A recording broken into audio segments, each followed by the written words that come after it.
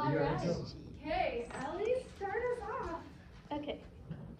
How did World War II change the way you think about things and change your mindset? World War II is a real thing. Sometimes you think you're just reading it in a book, but it really did happen.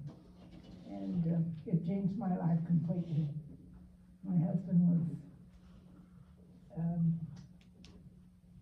flying, and anyway, was captured, and he was a prisoner of war. But I didn't know that. I just had a telegram from the War Department that said he was missing in action. And we'll let you know for further notice. That was it.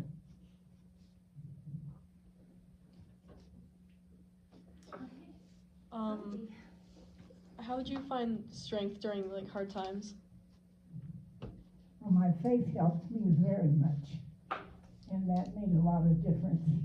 That I found that I could not live with my family at that time, because what do they say to someone like that if their husband's missing in action? And so then I decided in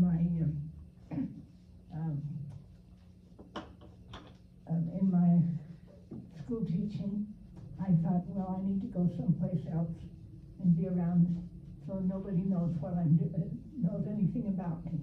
And so I went to Berkeley, sitting in my degree. I could have a nursery school certificate, and I was ready for that. And so I moved to Berkeley, California, from Northern California, and there I taught. And I didn't have to tell anybody anything about my husband, and they didn't feel sorry for me or anything like that. I just wanted to be so that I could just project and do the things that I needed to do. That helped. Okay, I was gonna ask, okay, so you grew up during kind of like the Great Depression, and so you had to be cautious with what you did with your supplies. And one of my aunts, Becca, told me to ask you, what is a mustard sandwich? Well, it's a piece of bread. When you come home from school and you just looked around and you got a piece of bread, you couldn't find anything to put on it, you just put some mustard on it. And there was always some mustard, it seems like, and you just ate a piece of mustard. So that was your mustard sandwich. I should probably tell you that when the Depression started in 1930, she was 8 years old. When it finished, she was about 18. So you can kind of, about 16, excuse me, about 16. So she was definitely fit in where all you guys are when the Depression hit. So mustard sandwich was real. Yeah, when you came home from school, you're always hungry. You couldn't find anything else when there was always some mustard on.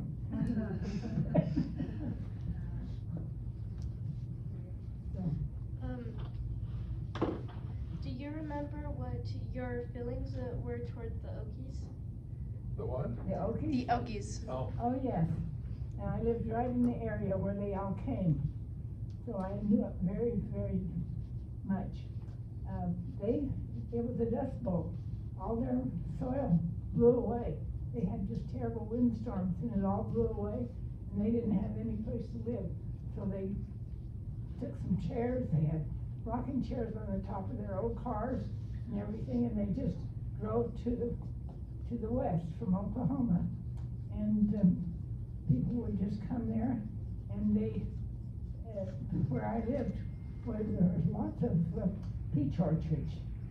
They had the biggest Libby's cannery in the world right there, and so there's lots of big peach orchards, and so the people worked in the peach orchards picking peaches, and they had lots of water there and lots of canals, and so they would just put a tent up there and sleep in the orchards and go into the canals with their clothes on and get in there, wash themselves off, and that was their bath, and that's the way they cleaned themselves up. Later on, the county built a area out by the river for them to make a regular campground, so they had regular toilets and a nice place to stay. But it took a little while because this all happened so quickly. And how did you they were fine, they were good people. They just had some tough luck. When they came, we would see, you'd know they'd have rocking chairs fastened to the top of their cars and anything that they had that they would bring. But the Death Bowl was real. There was just no soil there. It had all blown away. So they couldn't do any kind of agriculture. Good question. Do you have any follow-up questions so far? What's been asked? I actually do have a follow-up question. Did you have any Okie friends that you were acquainted with? Well, not particularly, because they didn't live in any homes. We had some in the schools, a few into the schools, but it was in the summertime primarily that we had that much, and then they built the schools and that whole development out there for them. So they had their schools and the people that lived in that area. It was out, we had lots of rivers, and we had the Feather River and the Sacramento River and everything, and they built those camps out near the river, so it wasn't in the area that I lived in at that time. Let me just tell you, her husband, my father, was born in Idaho, and they lost their farm through hailstorms, and they got in their Model Ts, and they had 2 covered wagons, believe it or not, and they went towards Oregon, where my father was, what, 2 years old, 3 years old, something like that. About 5. And so for about the next 8 years, their family were Okies, right? They were going from migrant picking here and working on roads here and all the way down through from Oregon down through Northern California till they finally settled in across the street from her. And that's where they built their house. That's how they got to know each other. At what point did, you were telling me that Gramps grew up in very poor conditions. Was that right away in California or somewhere else? I didn't grow up in poor No, conditions. talking about Dad. Oh, Dad. yes. Now, they were extremely poor. They were living hand to mouth. Pick peaches, get a little paid, and go on to the next thing, and digging canals, whatever, and sleeping in the car. And sometimes they had, have you guys read Grapes of Wrath? Some of you, I mean, we talk about the Okies. If you ever read that, they describe the houses they lived in were about this big for the whole family. But every night that they could, their family were all musicians. They played for the dances in the Grange Hall. Yeah, the Grange Halls and place else. So does that help? Yes. Okay. Okay, sir, it's on you now. You can ask Yay. another one. How were your immediate relationships impacted? By the Depression? Yeah. By the Depression, well, we had certain limitations at that time. You could only buy, you had to have food stamps, the shoe stamps, and you could only buy stuff. Now it's like 2 a year.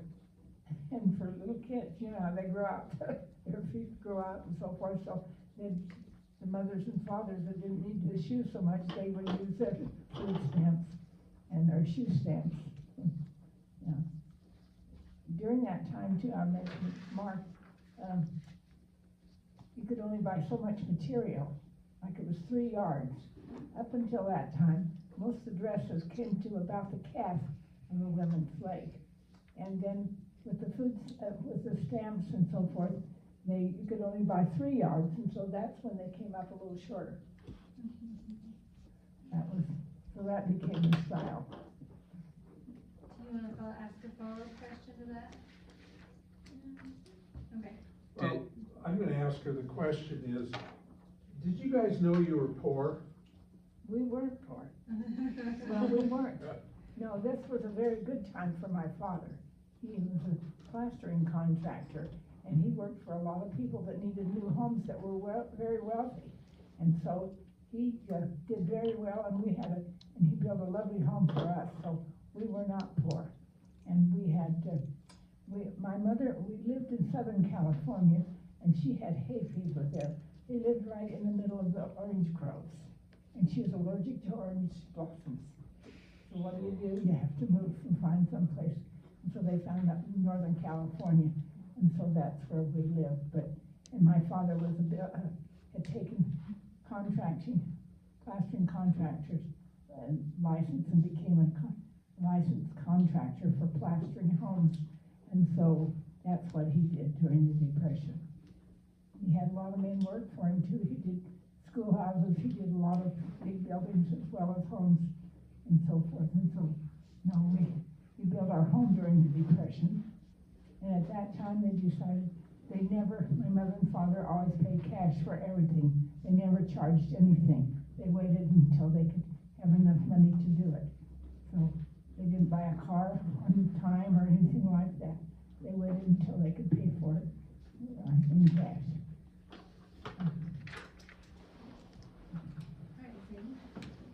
During the war, who were some of your biggest supporters?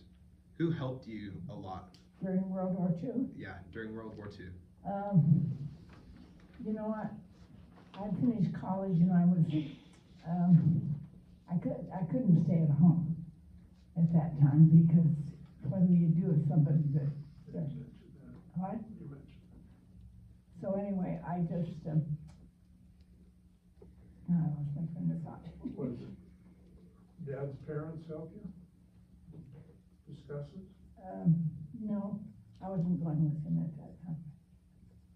At that earlier times, so, no. So who are some of the people during the war that you associated with that? Well, I was going to school, in grade school and high school. So did your friends help you out? They didn't know what to do with a person like that. Oh. Sounds like you were lonely then. Well, I just kept busy. I moved away to Berkeley and worked in the Berkeley City Nursery School, and the children there, they didn't have any questions to ask, so it was good. So maybe it was the children that were your biggest support while Yeah, Gramps it was good. gone. Well, They were your biggest distraction. I feel like, if you didn't necessarily have like a person who was a supporter, would you say that God was your biggest supporter at that time? Would be the place, yes. I was down on my knees a lot. Okay, awesome. Yes. If you could give any piece of advice to young Americans, what would you give them? Young Americans, I think, well, as you're going through school, when we were in the 8th grade, we had to learn all of the government, everything about that. And you need to know about your government, how wonderful the government that we had. And learn all about those things and abide by the laws.